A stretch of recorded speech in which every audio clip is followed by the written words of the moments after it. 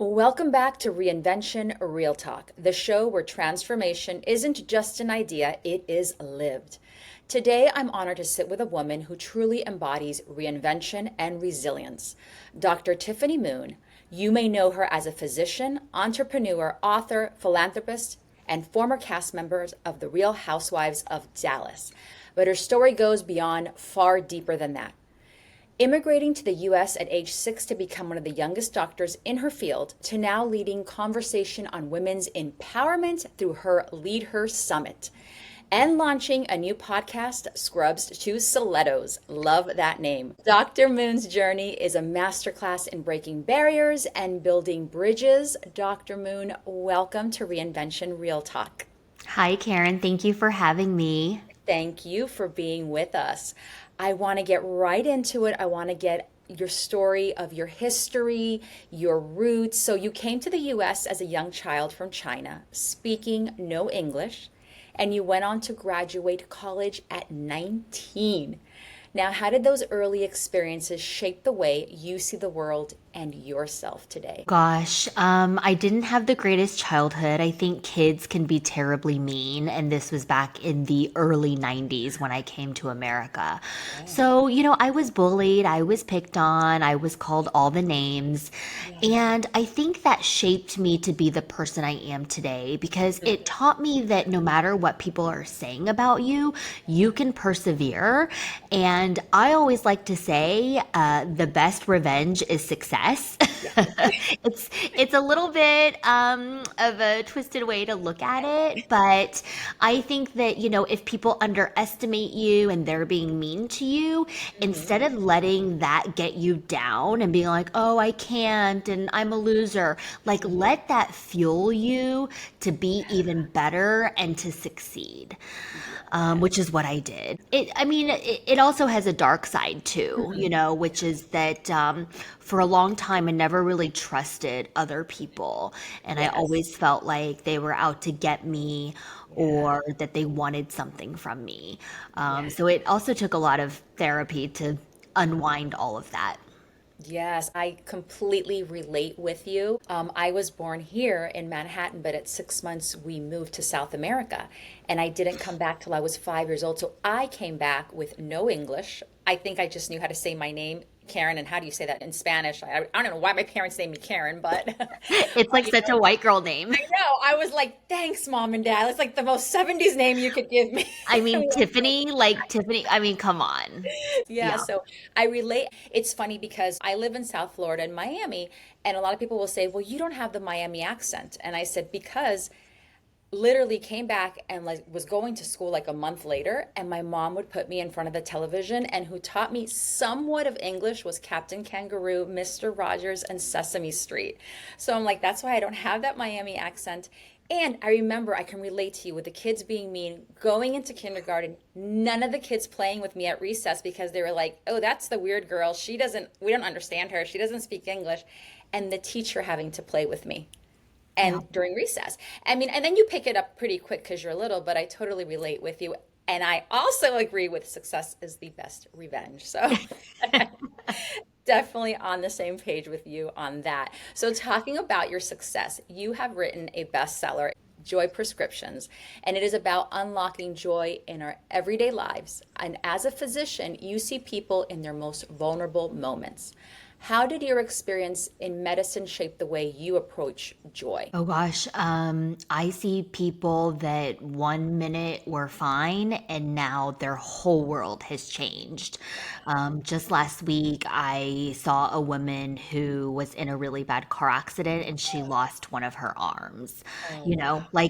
Everything's fine until it isn't. And um, I think it helps me to realize the fragility of Mm, life yeah.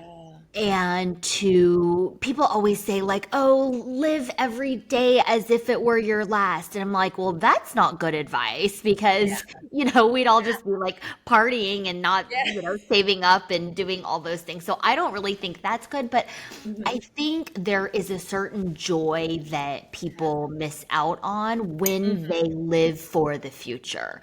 And I Yes. can say this because I was that person for 30 some odd years. I was always living for the future. I would Hmm. say things like, I'll be happy when, When, I'll be happy if. And it was like happiness was this destination that I would arrive upon one day, and I would cross this finish line of happiness and be like, oh, now I'm happy. Now I'm fulfilled.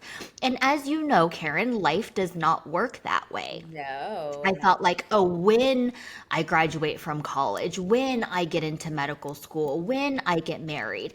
And Hmm. although each of these things brought me immense joy, at least temporarily, Yes.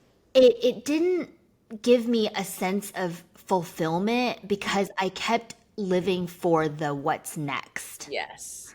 And Yes. I hardly even celebrated my own achievements really, because as soon as I crossed the finish line, there would be this like momentary What's celebration, next? Yep. and it was always like, what's next? And it always made me feel like I wasn't good enough, or Hmm. I was only as good as my accomplishment. So I had to keep Yes. striving, keep hustling, keep earning. And when you're in that like vicious cycle, Yeah. it's never enough. Yes. And one day, as I was approaching burnout and all these things, I was like, when am I going to be enough? Hmm. Yeah. Yeah. It's funny because I speak to several people, and that seems to be an ongoing theme of I'm not good enough, or when is it good enough, or I'm going to celebrate for 5 minutes and that's not good enough. Let me move on to the next. I wonder if that's something that's very common, what I have found in children of immigrants. Oh, for sure. For Yeah, it's like, sure. and seeing that, and I know you were born in China and you came here, but still, your parents were immigrants. I'm a child of immigrants, and it's like they're always striving for better. Well, well, you got an A, but where's the plus? Right. Yeah. Yeah, no, I think all immigrant parents are the same to some extent. Yeah. Like I'm from China, my friend's from Korea, my other friend is Nigerian. Like Yes. we all have the same parents because I Yeah. think for our parents' generation, like put yourself in their footsteps. Like Hmm. they're in this country where there's obviously some sort of ceiling that like Yes. no matter how hard you work, like you approach this ceiling. And Yeah. then there's this land of America that Hmm. is opportunity. And if you work harder, you can get more. You can provide a better life for your children. And Hmm. they leave everything they have to, Yeah. learn a new language. Like it's Yeah. incredibly hard. And so for them, they put immense pressure on us Yes. because we were sort of like their hope for a better future. Yes. And then we, in turn, I believe, put that pressure on ourselves because you see your parents sacrifice to everything and you see them do things that you yourself would be like, I won't work that job. I won't do this because they don't want you to. They want you to always do better. And I feel like I have that obligation. And I'm like you, I'm still working on it. I haven't got past through it, but that obligation, I got to do better because my parents made this sacrifice. We never asked them to, but I think it's that theme that we have inside of us. Yeah, exactly. I mean, that's what I talk about in Joy Prescriptions and, Yes. going garage sailing with my mom on Mhm. Saturday mornings as a kid. Like that was our adventure, like Yes. bargaining for something and trying to get it for 50 cents instead of a dollar, like Yes. that Yeah. was our fun. But Yeah. you see the sacrifices they make and you say to yourself, like, I want to be successful so that I can give them a better life. Like I tell my Yes. parents all the time now, I'm like, you guys need to relax. Hmm. They're in their 60s, they're still Yeah. working.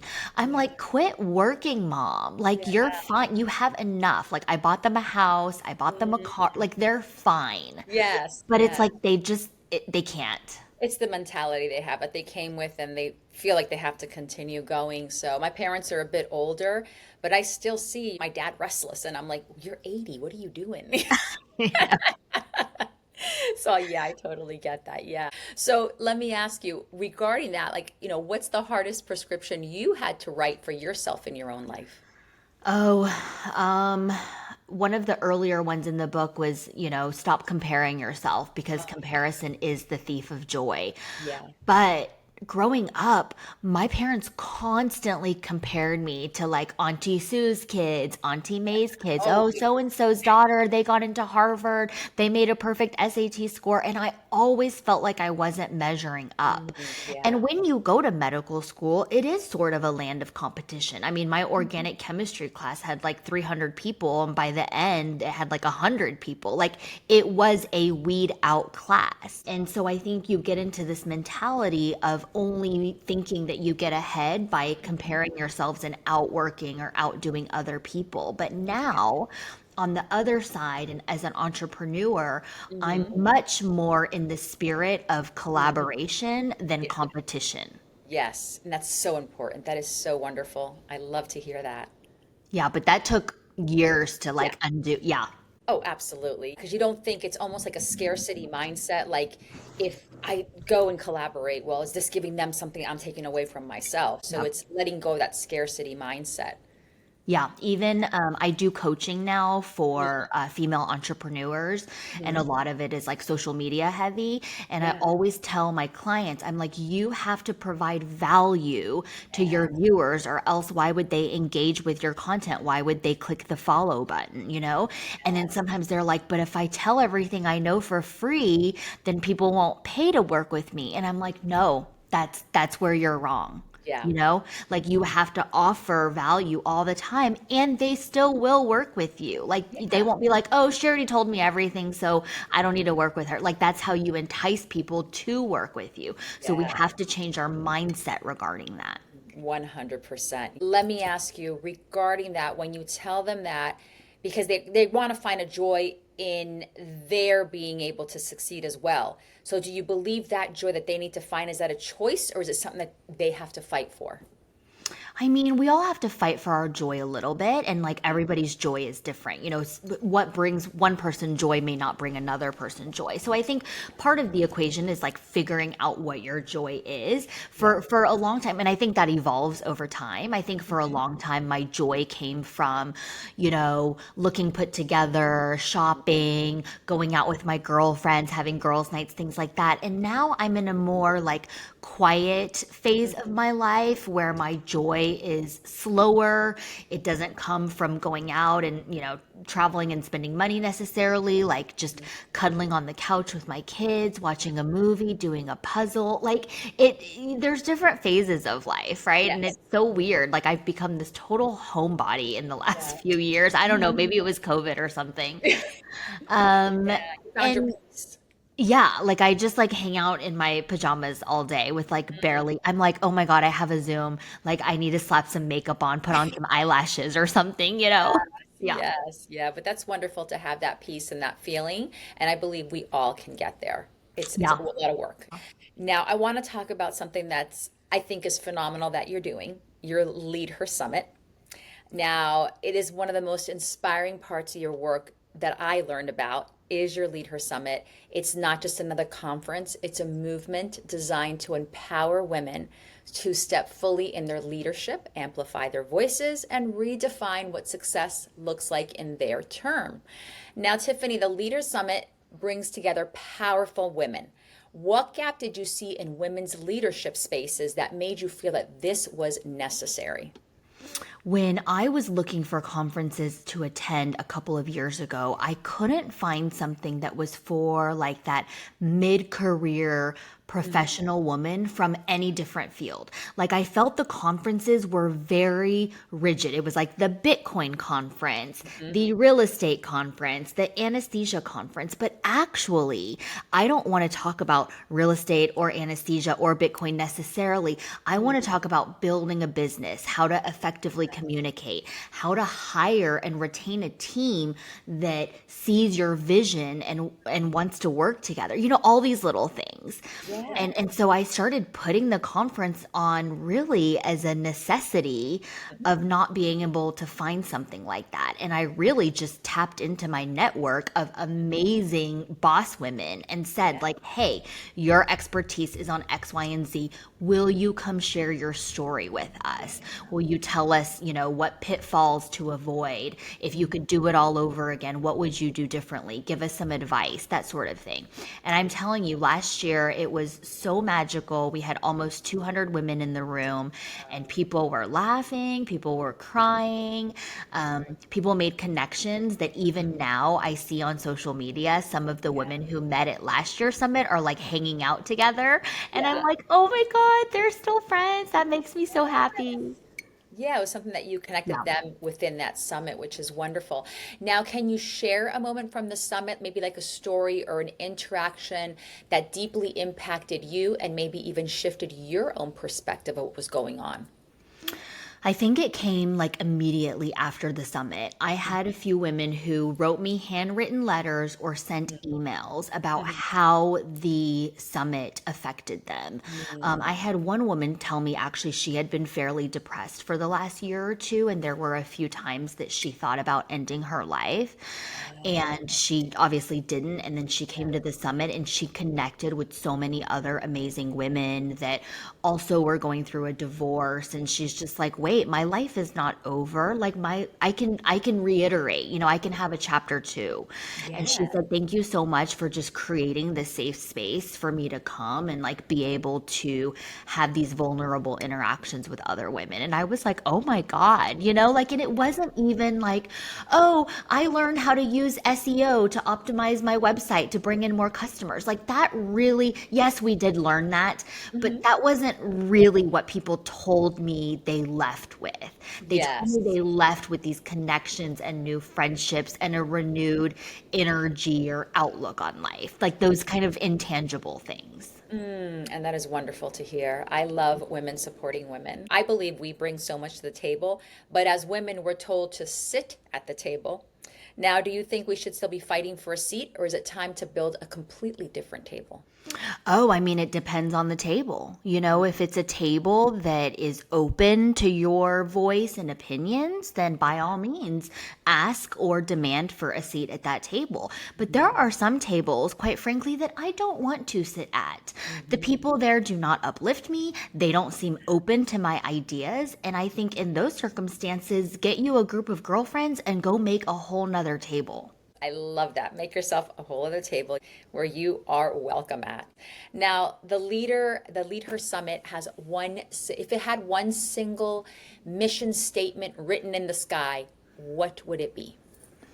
I would say that our mission is to empower female entrepreneurs Mm. to build brands Hmm. that connect Hmm. and convert.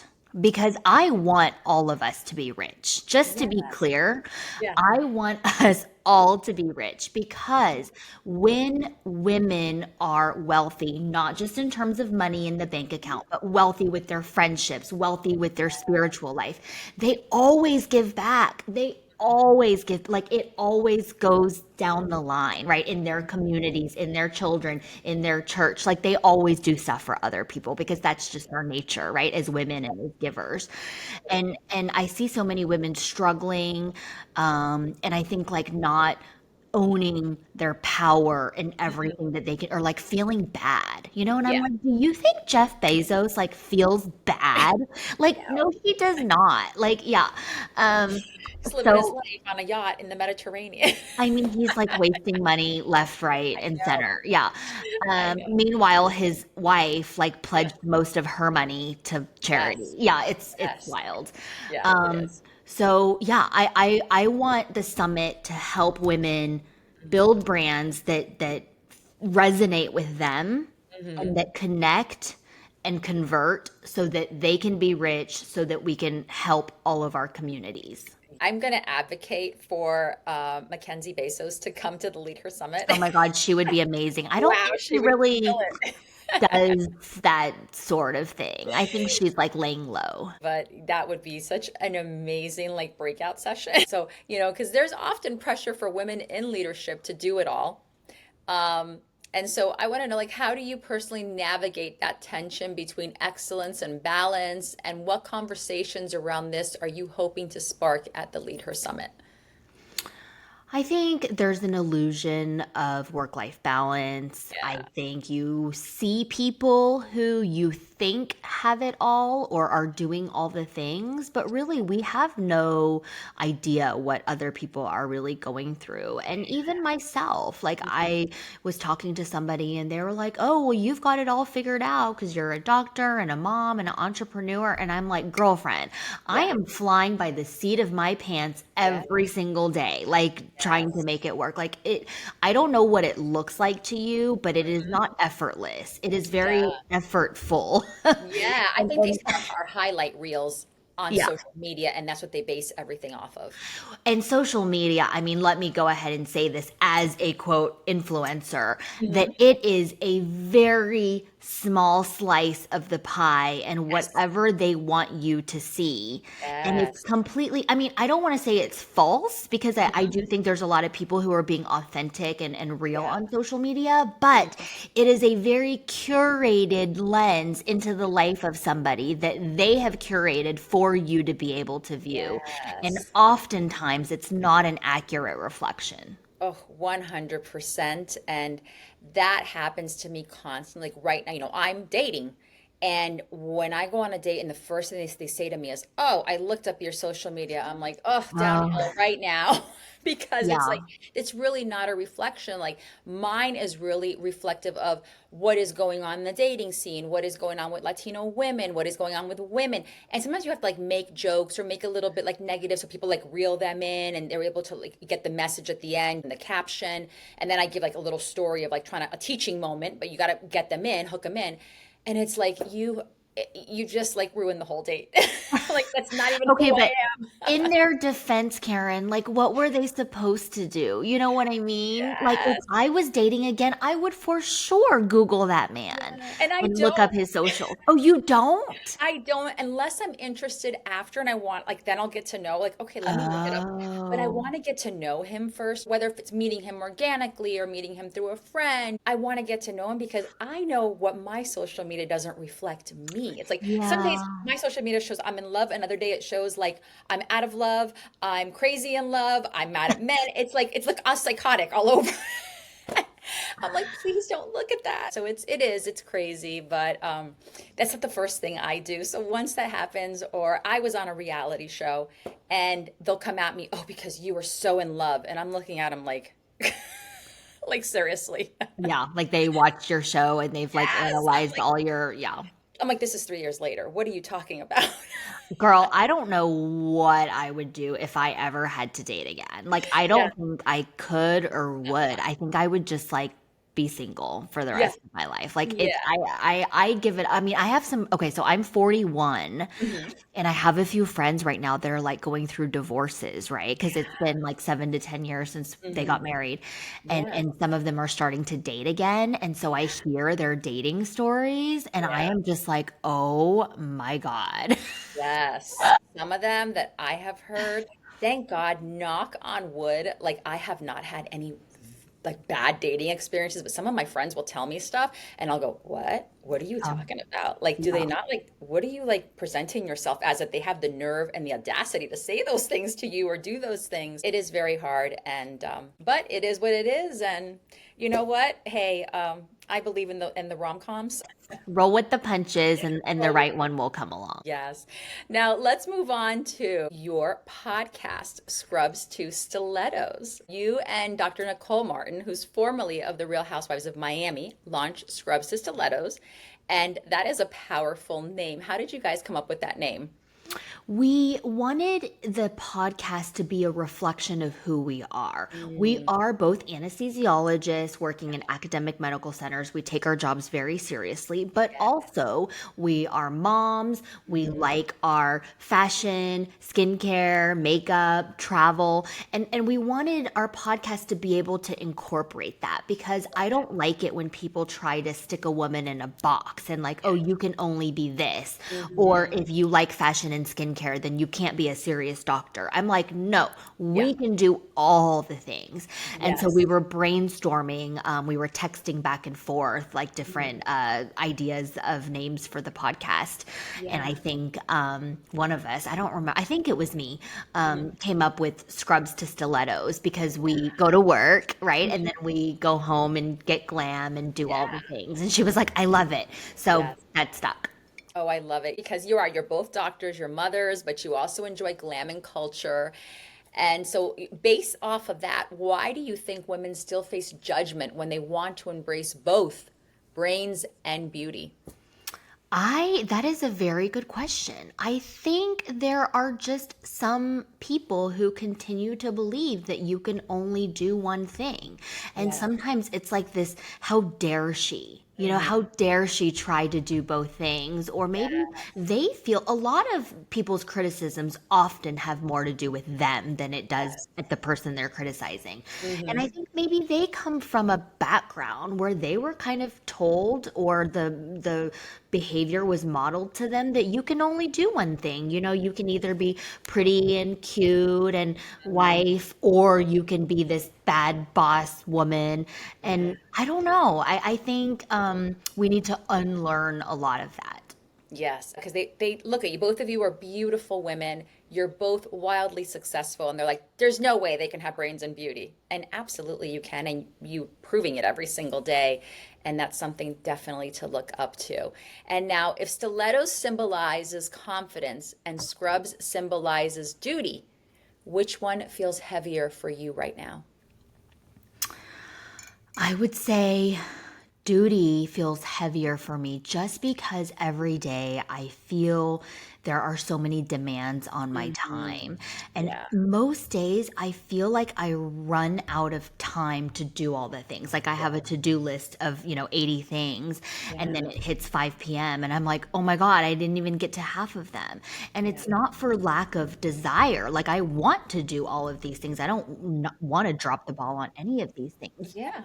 There's not enough time in the day. No. And also my children are a little bit older now, where I need to give them like more time and attention. Mhm. And I don't know, like I think something is gonna have to give Mhm. soon. Yeah. And I would like for it not to be my sanity. Yeah. I've already cut back at work. I'm 3 days a week at the hospital, which people Mhm. are like, "Oh, but it's not nothing." I mean, 3 days in the OR is still a significant amount of time. And then I'm running multiple businesses. I spent two Mhm. years writing joy prescriptions. That was a Mhm. labor of love.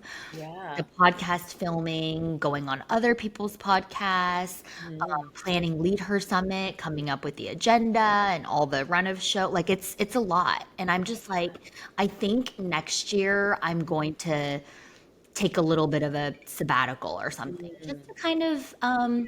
reset. Definitely you do deserve that, Tiffany. Yeah. Yes. And now you did just speak about your children, and because you've spoken openly about your family, about motherhood. Now, what's the lesson your children are teaching you about leadership and life that no degree or summit could ever teach you? Oh gosh, I think one of the things my children have really taught me is patience. Yeah. I am not a patient person. I went into anesthesia because I can make things happen immediately.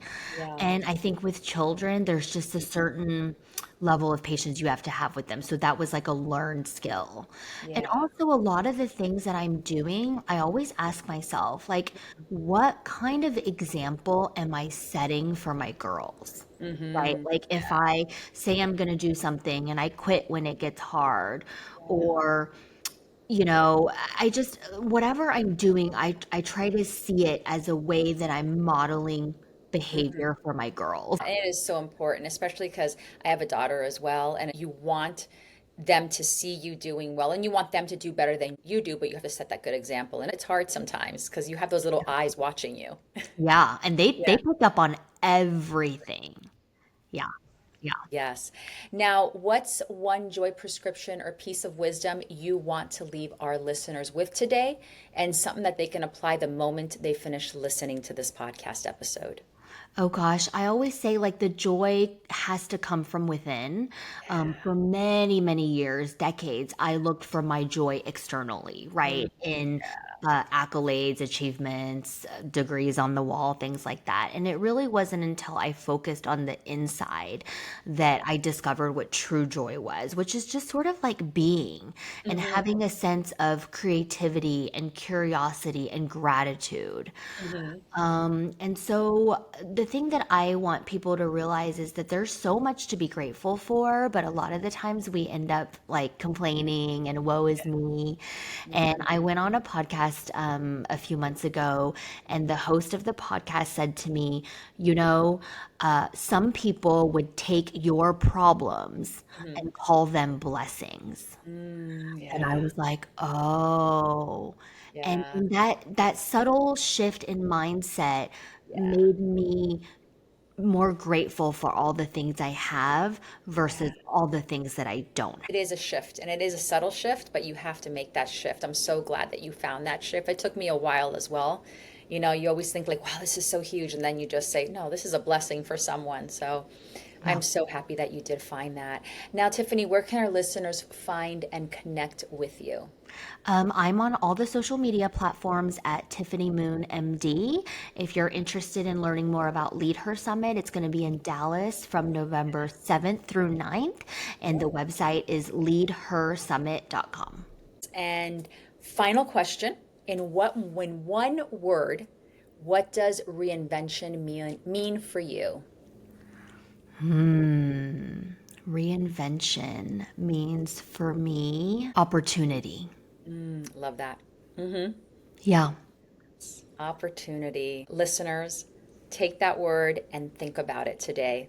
Opportunity. I love that. Tiffany, thank you so much for sharing your journey, your wisdom, and your heart with us today. To our listeners, if you want to experience Tiffany's work firsthand, pick up her book, Joy Prescriptions. Check out the LeadHER Summit. We will have the summit link and a special discount code exclusive to our listeners all in the show notes. And tune into Scrubs to Stilettos podcast. Tiffany, it has been truly an honor to have you on the show. Thank you so much. Thank you, Karen.